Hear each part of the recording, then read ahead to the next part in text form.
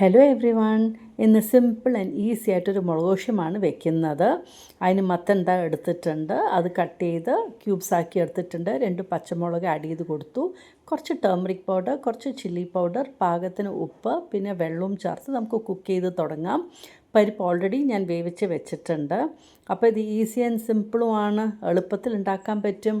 അപ്പോൾ നമ്മുടെ മത്തൻ ഓൾറെഡി വെന്ത് കഴിഞ്ഞു. അതിലേക്ക് കുക്ക് ചെയ്ത പരിപ്പും ആഡ് ചെയ്ത് കൊടുത്ത് നന്നായിട്ട് ഇളക്കി കൊടുക്കാം. മത്തനൊക്കെ ഒന്ന് ഉടച്ചും കൊടുത്തേക്കാം.